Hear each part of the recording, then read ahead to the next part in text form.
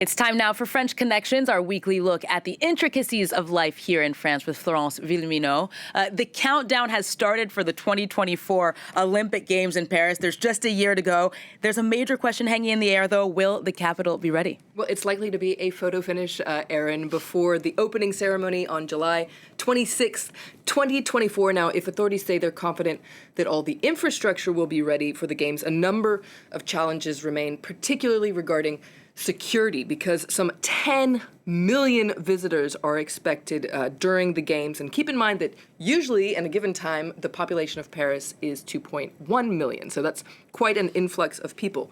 Our colleagues over at France in Focus did a great show on how authorities are preparing to keep the Games smooth and safe, so definitely watch this show.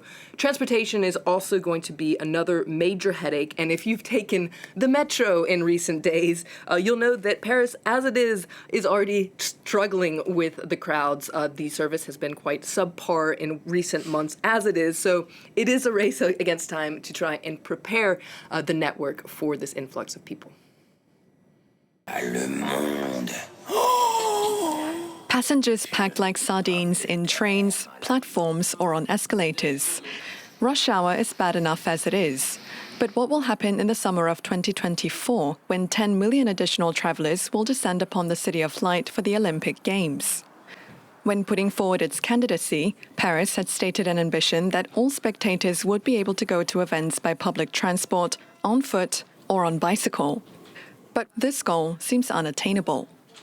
How are we going to cope with our current transport networks, which will not see many changes? And if we cannot be sure that the construction underway at the moment will be completed on time, it's difficult to believe that we'll be able to welcome these travellers in good conditions, in optimal conditions.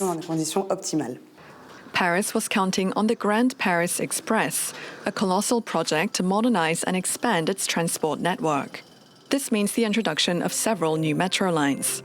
The Line 16, dubbed the official line of the Olympics, would connect several sites of the Games in Seine-Saint-Denis, but authorities say it will not be ready in time. Only the extension of the already existing Line 14 is scheduled to be completed as planned. So how to overcome this logistical quagmire? The 3,000 new self-service bicycles to be deployed by 2024, or even the river shuttles coming soon on the Seine, will not be sufficient. How should we go about it? Do we prevent workers at the RATP, the SNCF, and other transport operators from going on vacation during this period? Or do we use fixed-term contracts or interim workers? But these workers in precarious employment are already hired by private transport companies. Another obstacle ahead, the historic monopoly of the RATP on the bus service in Paris, set to end before 2025, a transition that poses the risk of strike action when the world's eyes will be on the French capital. Strike action during the Games. That would indeed be very French. At least the visitors would get the full experience.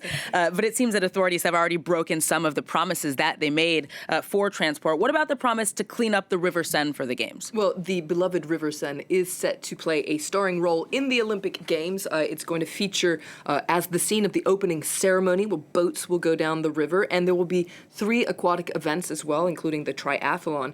Now, when they were bidding for the Games, officials vowed that athletes would be able to compete in the river, as they did the very first time that Paris hosted the Olympic Games. This was in 1900, but this was quite an ambitious program because the Seine for years has been, let's just say it, gross. It's been very polluted. For centuries, the Seine was polluted with tons of domestic and industrial sewage. And in fact, you can see some of it right here. It's disgusting. And so authorities banned swimming in the river in 1923 because of high levels of pollution. But there has been a very complex and very costly cleanup underway for several years now to essentially resuscitate the river. And this cleanup has cost some 1.4 billion euros. And so authorities are really hoping that people will once again be able to swim in the river. You can see a couple of people swimming here in a very, very unique experience with the mayor that you can see there, Anne Hidalgo, the mayor of Paris. She's hoping that swimming in the river will be a legacy for Paris.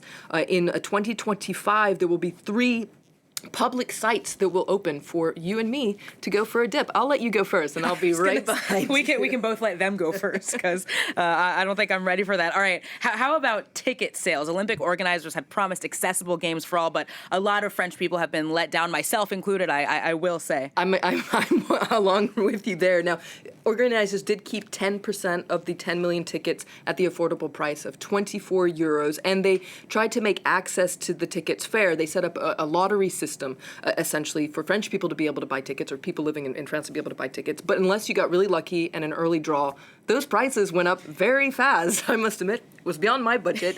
They could go up to 2,700 euros for the opening ceremony. So according to an opinion poll, a lot of French people agree with us. In fact, 4 out of 5 French people just think the tickets are too expensive. J'ai déchanté. Les places étaient à 150 € par personne. Je ne vais pas passer un salaire en fait pour aller voir 2 heures de Jeux Olympiques. Je me suis un peu résolu à aller voir les sports ouverts, donc le marathon, le vélo, où il n'y a pas besoin de payer. Et puis voilà, je pense qu'on profitera des JO autrement, quoi. But Aaron, there is some exciting news. There are these official scratch card games that you can buy for 3 euros, and we might be able to win tickets for the athletic events, for instance. Definitely a more affordable. Not sure how likely it is that we'll get it, but at least it's affordable. All right, well, with 1 year to go before the Olympics, then there are also still a lot of other loose ends, but there's one thing that is ready, and that is the mascot. That's right, the mascot. You might have seen this cute, bright red, triangular character. They're called les friges, and it's our word du jour. This is a reference to the Frisian cap. So the Frisian cap is a symbol of the French Revolution. It embodies the values of liberté, égalité, fraternité. So it's a symbol of freedom because it resembles a cap that was worn by the freed slaves of the Roman Empire. And you might have seen this mascot, the Frisian cap. It's often worn by Marianne, which is another symbol of the French Republic. But not everyone got the reference right away. D'accord, bon, c'est pas mal, hein, je trouve. Hein. C'est quoi? Ouais, c'est chouette. C'est quoi? Un petit oiseau. Ah oui, il y a en fait, on connaît le bonnet phrygien, et on dirait en même temps un oiseau. So a lot of people think it looks like a bird. A staggering amount of people said it looked like a clitoris on trainers. So that's quite a revolutionary move away from the usual animal mascot, and very French, some might say. Definitely very, very French, almost political, even though we keep being told there's no politics, there's no space for politics in sports. All right, Flo, well, that's all we have time for. In the meantime, do tweet your questions at Flo Villemino and check out our website at France24.com for more.